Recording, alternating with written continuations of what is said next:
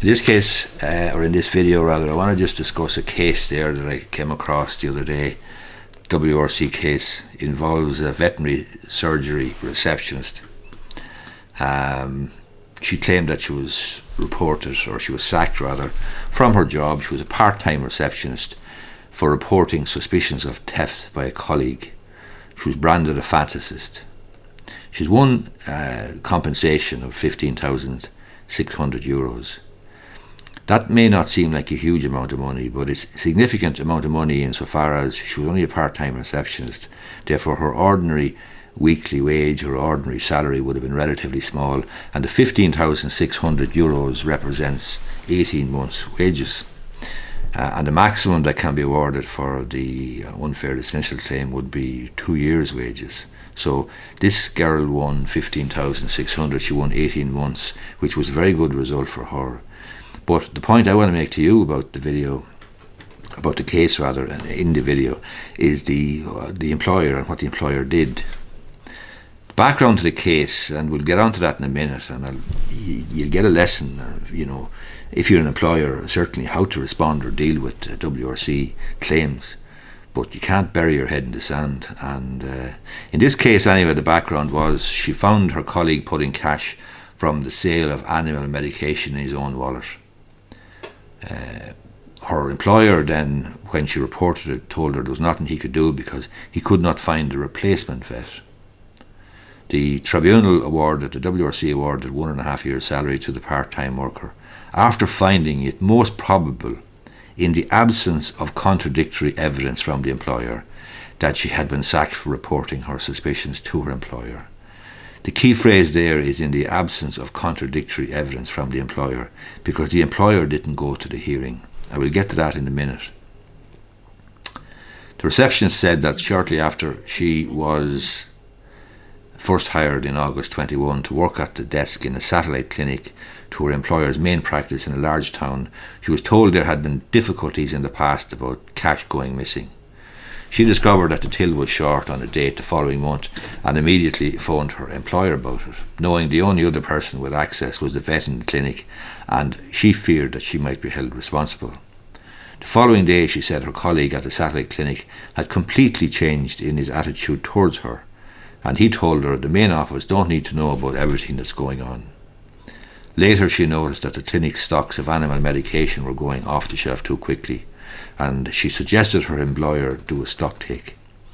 He agreed to do that. Her vet colleague, however, said she was looking for trouble. Then in December 2021, the receptionist said she caught the vet selling animal medicine to a customer and putting the cash in his own wallet. The medicine was worth 60 or 70 euros, but only a tenner from the sale went into the till. The receptionist told the WRC that when she challenged the vet, he said it was just getting change, before taking 50 euros out of his wallet and throwing it towards her, as he said, "You don't know the amount of shit you just got yourself into." The complainant told the WRC she knew there was enough change in the till that day and went outside to report what she termed obvious suspicious behaviour to her employer. Her employer told her he knew what was happening, but there was nothing he could do because he couldn't get a replacement vet. They were very hard to find in that area. And her employer probably took the view that whatever might have been going on was actually tolerable insofar as it would have been a bigger headache just to get a replacement vet. After that, the complainant said the vet knew she had reported him and he became very aggressive and unpleasant in the workplace, which became hostile for her. At one point, the complainant said she became upset at work and the vet told her, "Go outside and cry, little girl." The complainant said she was told by phone on New Year's Eve by her employer that it wasn't going to work out between her and the vet and that the complainant would have to get a new job. The adjudication officer, Emily Daly, in this case noted the employer had come to a hearing in November 2022 when the matter had been adjourned for submissions, and so the respondent could take legal advice. And this is important. The employer had gone to a hearing in November 2022. Miss Daly, then the adjudication officer, wrote that she had phoned the respondent directly to check whether he would be attending the hearing, in other words the later hearing, the one that had been adjourned, advising him that written statements he had sent to the tribunal could not be accepted as evidence. That's very important. He had made written submissions to the tribunal, to the WRC, but the adjudicator said that they could not be accepted as evidence because he would have to go along and give the evidence. And remember, if you're giving evidence, you're going to leave yourself open to cross-examination and having the evidence tested.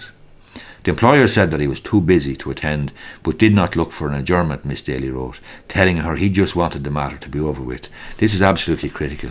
The employer made a decision not to bother going to attend the WRC hearing. He just wanted it over with, and he didn't look for an adjournment. The adjudicator said that this was regrettable, but that she'd have to go ahead with the hearing in his absence. She wrote that the receptionist uncontested evidence, remember, had proven uncontested evidence. It was uncontested because the boss man, the employer, wasn't there. Had proven on the balance of probabilities that she made a protected disclosure of a reasonably held suspicion of wrongdoing, that is, theft.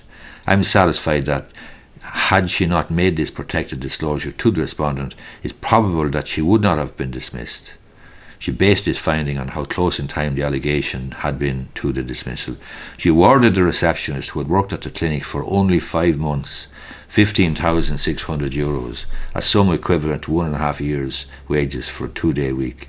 She also awarded a further €1,380 for breaches of the Organisation of Working Time Act and failure to provide a written contract. It brought the total compensation awarded in the case to €16,980. Bear in mind that this receptionist was part-time. She worked at the clinic only for 5 months.